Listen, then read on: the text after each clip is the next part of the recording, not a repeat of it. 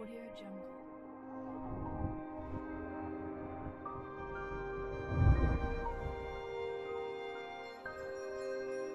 Audio Jungle.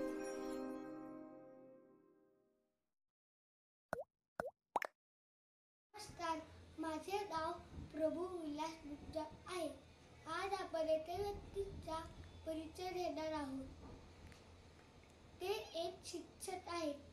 ते स्कॉलरशिपला शिकवतात. त्याचे अनेक विद्यार्थी दूरपत्ते यादीत आलेले आहेत. तर चला छोट्याशा मुलाखतीतून त्याचा परिचय समजून घेऊ. नमस्कार सर, आपले पूर्ण नाव काय आहे? माझं नाव श्रीकृष्ण बबन निकम. सर, तुम्ही कोणत्या शाळेत शिकवता? मी यमुनानगर निगडीच्या मॉडर्न हायस्कूल या शाळेत शिक्षक म्हणून काम करतो. सर, तुम्ही शाळेत कोणते विषय शिकवता?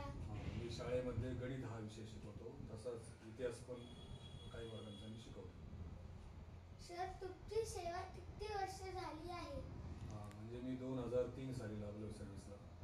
म्हणजे आतापर्यंत माझी एकूण 22 वर्ष सेवा झाली शिक्षक म्हणून.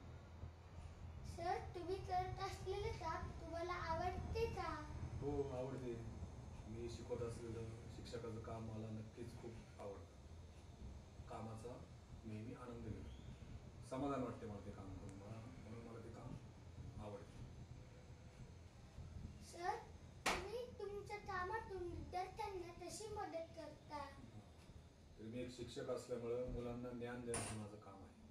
परंतु जे मुलं अभ्यासात कमी असतील, अप्रगत असतील, अशा मुलांसाठी मग मी ज्यादा तासेच घेतो किंवा त्यांच्यासाठी काही त्याच्या शंका असतील तर त्यांना दूर करण्यासाठी एक वेगळा वेळ देतो. अशा प्रकारे ते मुलं कसे बाकीच्या मुलांसोबतच कसे प्रगती करतील यासाठी प्रयत्न करतो. सर, तुमच्या व्यवसायामुळे लोक तुमच्याशी कसे वाटतात? आता माझा व्यवसाय आहे शिक्षक. आणि शिक्षक म्हटलं तर सगळ्यांना वाटतं की एक आदर्श व्यक्ती, आणि मग सगळे माझ्याशी त्याप्रमाणे आदराने वागतात. आणि त्यांच्या या आदरामुळे मला एक प्रकारचा आनंदही होतो आणि कधी कधी दडपण पण येतं, कारण ते एक आदर्श व्यक्ती म्हणूनच माझ्याकडे वाटतं. आणि त्याप्रमाणेच मलाही त्यांच्याशी त्यांचा आदर राहावा याप्रमाणे मलाही माझे वर्तणूक ठेवावं लागतं. तर अतिशय छान असे सगळे लोक माझ्याशी एक शिक्षक म्हणून वागतात. सर, तुमचा आवडता छंद कोणता? तसं वयामानानुसार माझे छंद बदलत गेले आवडते. लहानपणी मला तुझ्यासारखंच खेळायला आवडायचं. कॉलेजला असताना मला पुस्तक वाचायला आवडायचे, अभ्यास करायला आवडायचा. नंतर मग मी आता जॉबला लागलो, सर्व्हिसला लागलो. मग मुलांना काय देता येईल त्यासाठी त्यांच्या उपयोगी असणारी पुस्तकं वाचणं मला आवडायला लागलं. आणि सध्या माझा आवडता छंद आहे टी व्ही बघणे आणि गाणी ऐकणे. भरपूर टी व्ही बघतो, भरपूर पिक्चर बघतो, गाणी पण ऐकतो.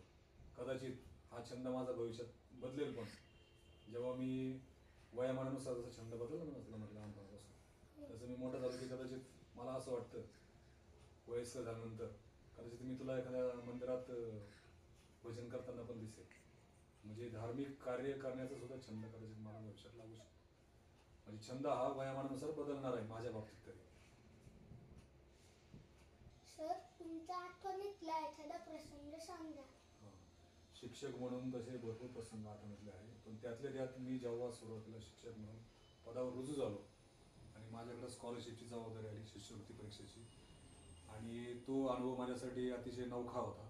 पहिल्यांदाच मी ते अध्यापन पण करतो शिष्यवृत्तीचं. आणि त्याच वर्षी पहिल्यांदा मी ज्या मुलांना अध्यापन केलं त्यातील 7 विद्यार्थी हे जिल्हा गुणवत्ता यादीत आले, आणि त्यातील एक विद्यार्थी हा राज्यामध्ये दुसरा आला. पिंपरी चिंचवडमध्ये त्याचा नंबर पहिला होता आणि राज्यामध्ये दुसरा होता. तर हा जो प्रसंग आहे हा माझ्यासाठी एक अविस्मरणीय आहे आणि माझ्या आयुष्यामधील खूप महत्त्वाचा असा प्रसंग आहे. तुम्हाला लहानपणी कोण व्हावं असं वाटत होतं? आता लहानपणी प्रत्येकाला कोणाला डॉक्टर वाटतं, कोणाला इंजिनियर वाटतं. तुला काय वाटतं? मला शिक्षक व्हावं असं वाटतं. तर मलाही तुझ्यासारखंच लहानपणी वाटायचं की एखादं आपण चांगलं शिक्षक व्हावं. कारण तेव्हा मला जे अध्यापन करणारे शिकवणारे शिक्षक होते तर ते मला खूप आवडायचे आणि मला वाटायचं की यांच्यासारखंच आपण पण शिक्षक व्हावं. पण नंतर जेव्हा मी लहानाचा मोठा झालो, कॉलेजला वगैरे गेलो, 12 वगैरे झाली, त्यानंतर मला वाटायचं की आपण एक इंजिनियर व्हावं. पण जे माझं लहानपणाचं स्वप्न होतं की शिक्षक व्हावं, शेवटी मी शिक्षकच झालो. म्हणजे जे माझं स्वप्न होतं लहानपणाचं शिक्षकाचं ते माझं पूर्ण झालं. सर, तुम्ही आम्हाला काय संदेश द्याल?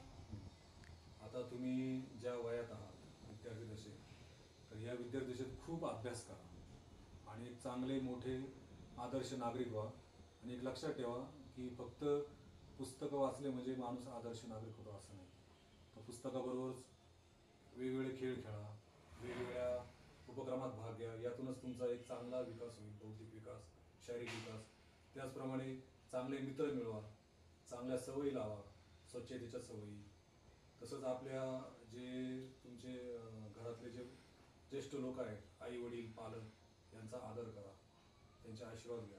आणि एक लक्षात ठेवा की तुम्ही तुझ्यासारखी मुलं, प्रत्येक मुलगा हा काय वेगळा असतो, माहिती ना तुला? प्रत्येक मुलगा वेगळा. तू सुद्धा एक असा खास आहे तुझ्यासाठी. आणि तू एक खास असल्यामुळे तू पण मोठं होऊन काहीतरी असं खास काहीतरी करून दाखवायचं असेल तर एक शिस्त लावून, एक चांगला अभ्यास करून आणि आपल्या याचा चांगला आयुष्यामध्ये चांगला विकास करा, प्रगती करा. हाच माझा तुम्हाला संदेश आहे. धन्यवाद सर, तुम्ही आपला अमूल्य वेळ